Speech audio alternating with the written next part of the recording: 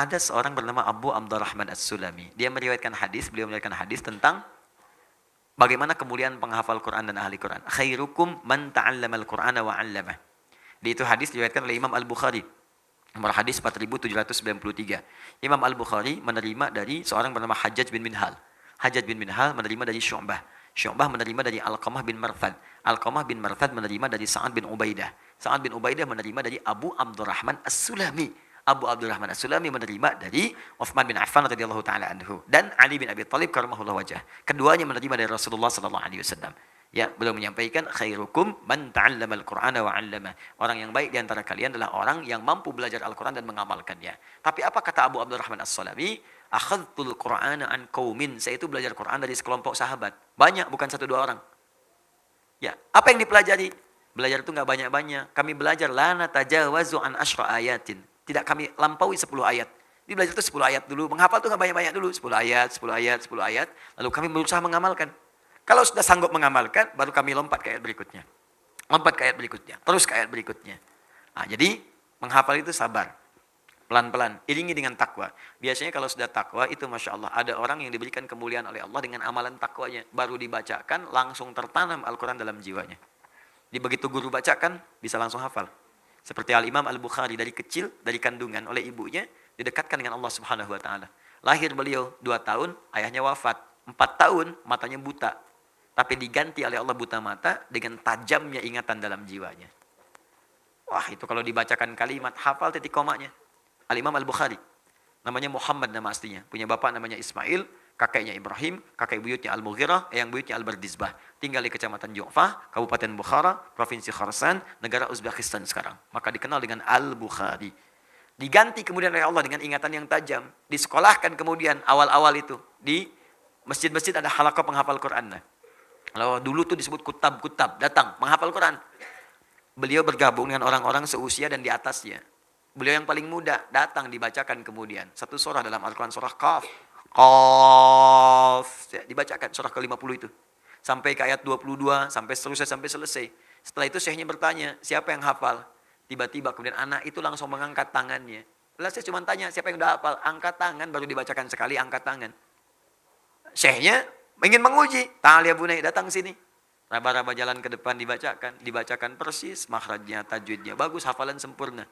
Masya Allah, didoakan oleh syekhnya minal an, bahasa kita tadrusul hadis. Mulai dari sekarang, anak-anak belajar hadisnya, karena syekhnya paham kalau Quran ini akan mudah bagi dia. Maaf, jangankan bagi yang pintar, yang biasa pun Quran itu ada jaminan dari Allah kemudahannya. Di Quran itu nggak ada batas manusia. Mau disebut pintar, IPK 4, IPK 2, 2,5, IPK 3, nggak akan ngaruh. Bahkan ada orang yang nggak punya IPK pun bisa hafal Quran. Nggak sekolah, hafal Quran. Bisa lihat, hafal. Nggak bisa lihat, bisa hafal. Yang normal otak, hafal. Yang lumpuh otak, bisa hafal. Nggak ada batas. Maka syekhnya mengatakan belajar hadis. Karena hadis itu butuh kekuatan lebih dibandingkan dengan Al-Quran. Nggak ada jaminan hafal cepat. Beliau tahu ini punya keunggulan.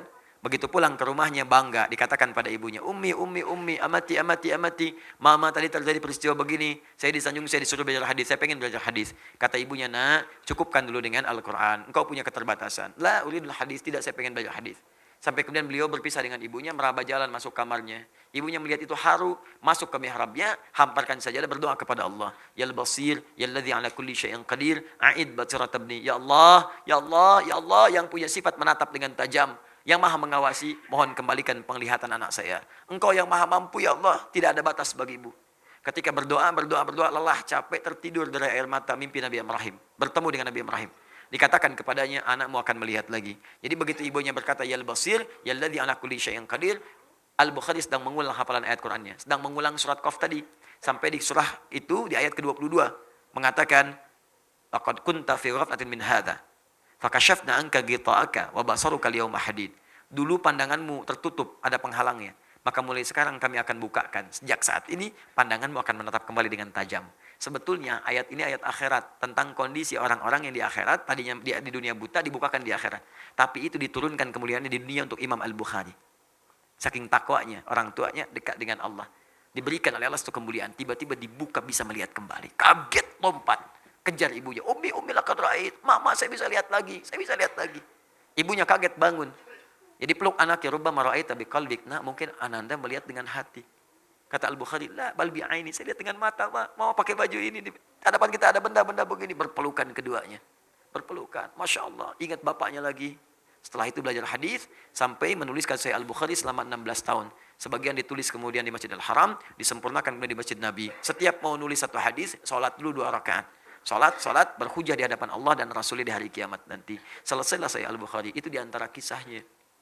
Dan semuanya akan gampang ketika dekat dengan Allah. Jangankan Al-Quran, hadis pun akan diberikan dengan izin Allah subhanahu wa ta'ala. Yang penting ikhlas. Semoga Allah mengumpulkan anda di surga Firdaus bersama para nabi dan orang-orang. Semoga kita semua dikumpulkan oleh Allah subhanahu wa ta'ala insyaAllah. Ya. Karena itu beramal, siapkan bekalnya. Dan semoga dengan bekal itu dicukupkan kita untuk mendapatkan apa yang kemudian kita